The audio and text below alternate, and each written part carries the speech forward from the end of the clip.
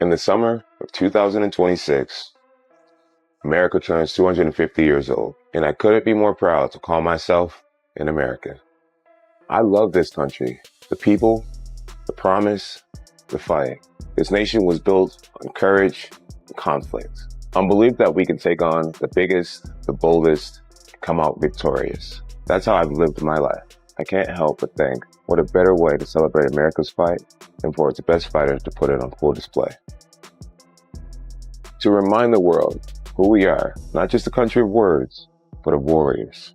Maybe somewhere iconic, or maybe on a certain someone's lawn.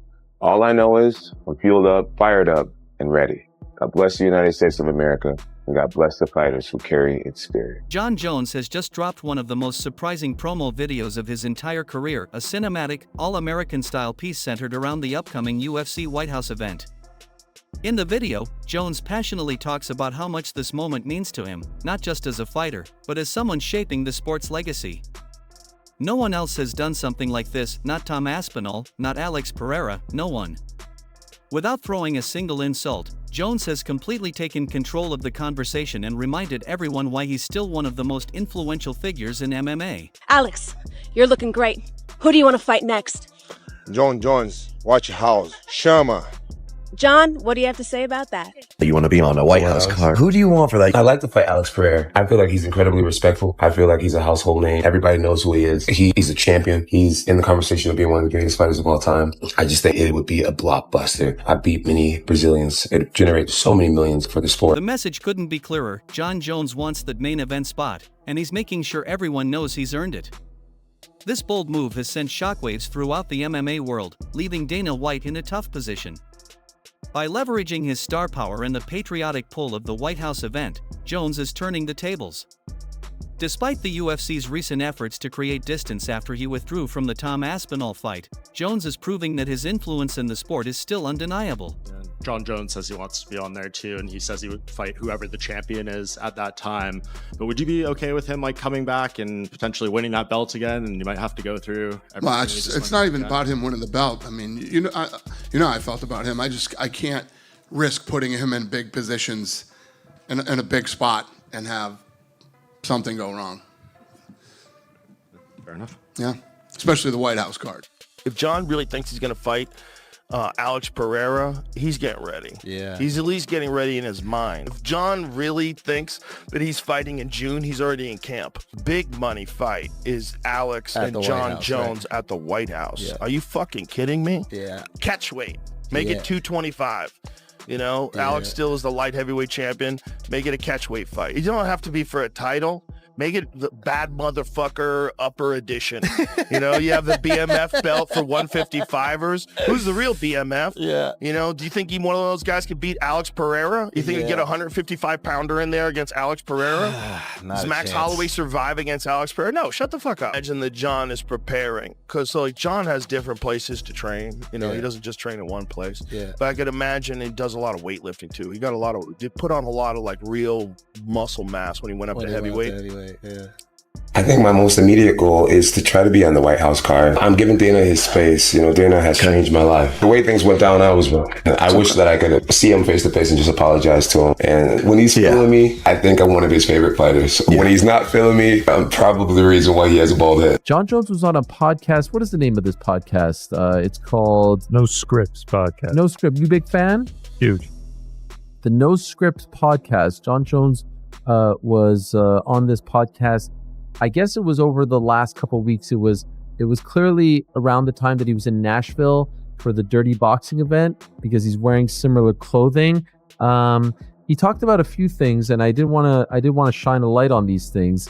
First, let's play him talking about the Dana White situation and how it was all handled, the offer from Tom, and his desire to make amends. Here it is. Take a listen, and then we'll react. I think my most immediate goal is to try to be on the White House card. Okay. And you talking to Dana? How is he feeling? You know, I'm giving Dana his space. You know, Dana has changed my life. Yes, he has changed my life. He's changed my children's lives. Yeah. And I'm forever grateful to him. And we had a verbal agreement that didn't go over well. Wait, pause right there. A verbal agreement. Remember, there was some reporting by a handsome fellow. I forget his name escapes me.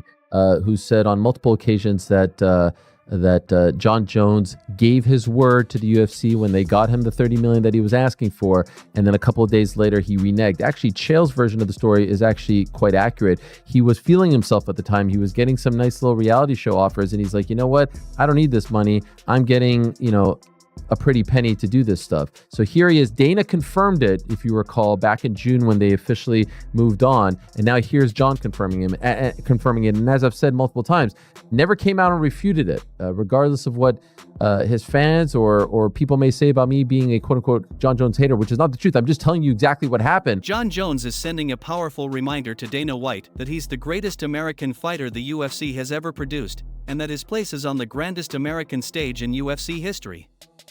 Meanwhile, Alex Pereira has been turning up the heat ever since his stunning knockout of Magomed Ankalaev. Pereira wants the super fight. He's willing to jump to heavyweight, chase legacy, and become the man to finally face Jon Jones in what many are calling a potential all-time great matchup.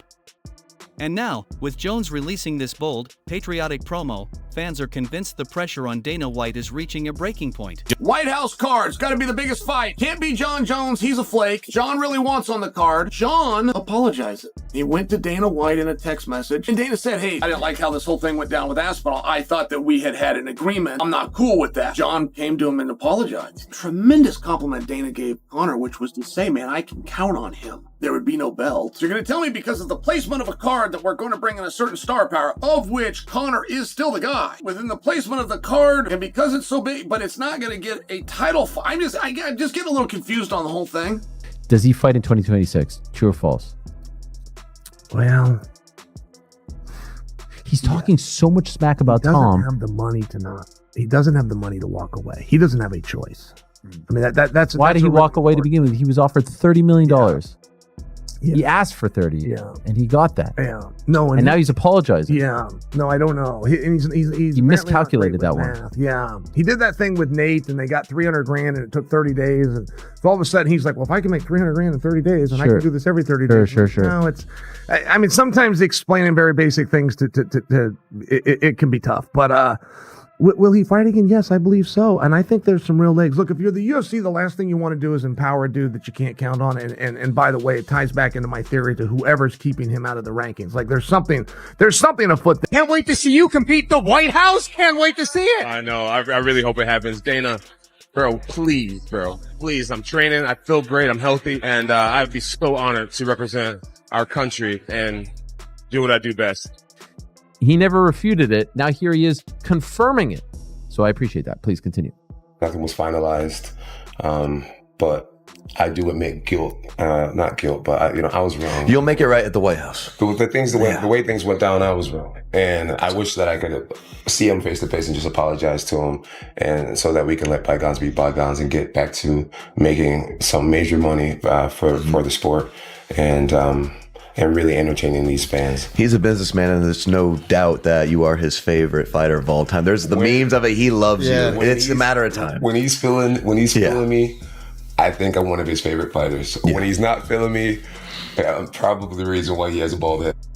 I think that host was feeling Jon Jones there. I mean, golly, the glaze. What gave you that impression? Oh, wait till you see the other clips. Glazer, Forget this one. I mean, D1 glazing. The Aspinall just a matter of time. The Aspinall clip made me blood red mad. So okay, well, just on this one, I mean, Jon is fully, other than saying, the amount, saying it's on me, it's my bad. A little surprising. It's what, 5 months later, and they haven't met, they haven't talked. Like you would think. Jon Jones described the idea of fighting at the White House as something truly historic, a moment that transcends belts, rankings, and rivalries. He talked about representing America on the grandest stage possible and taking mixed martial arts to a place it's never been before. Within minutes of the video dropping, it went viral, lighting up social media and sending the hype for Jones versus Pereira into overdrive. Now, all eyes are on Dana White because the next move is his. You said Jon Jones called you. Well, it wasn't a conversation. He reached out to me and apologized, saying, listen, sorry how this all played out or whatever. I want to fight at the White House. I'm serious about that. Has that changed your view? No. No, not at all. No. So there's no chance he's going to be. No, I appreciate him reaching out and doing that, but I need people I can count on for this fight, and I know who they are. So they've announced this White House UFC fight. Can we expect to see you on the card? I can't promise anyone anything, but I have very strong feelings that I'll be on that card. It's going to be historic. But who would you take on? Who would be your dream opponent? I would want to take on whoever's holding the belt at the end of the year. Any possible names you think? Well, no, I mean, as of right now, the champion is Tom Aspinall, but we'll see who's the champion at the end of the year. Be only fitting to have an American guy fight for the championship that night. I'd be willing to put it all on the line. Nice. They're talking about a White House fight card. We got to have some Americans win. I don't like Jon Jones. There's no secret. The whole world knows it. I say, man, y'all better put Jon Jones on there. Because right now we ain't got one American in the top 10 pound for pound. I say, if y'all want an American dude to go get a victory, put Jon Jones in there. Because he gonna win. That's what he does. They are planning a UFC fight on the White House lawn. July 4th, 2026, there'll be a UFC fight card at the White House. Jon Jones sees that and tweets out, okay, now I'm intrigued to come back. Do you see Jon Jones versus Tom Aspinall happening at the White House? No. I know Jon Jones has re-entered the testing pool. He's allegedly started training again, but I don't believe a word he said. Tell me Tom Aspinall versus Jon Jones would have made sense. It's when they fought for their independence. You'd get all the American fans behind you against the English fans. I'm telling you, Dana White, let's make it happen. If Donald Trump wants it to happen, some tax dollars will go towards. I feel like it's not going to happen. Now it's become Jon versus Tom would be the biggest fight ever at the White House. And even Dana has talked about it, that would be the wish list. Is that something that you even think about? Do you want me to be honest? Please. It has spent 0 seconds in my mind. That's it. I'm not interested, mate. Not interested. And the world shouldn't be interested either, because what's the point? It's just false hope. So, what does Dana White do now? Does he stand firm, or does he give in to the unstoppable mix of star power, patriotism, and public demand for Jon Jones versus Alex Pereira? Fighters are speaking up, analysts are buzzing, and fans everywhere are begging to see it happen. With Pereira pushing just as hard as Jones, the hype has reached a point where ignoring it might no longer be an option.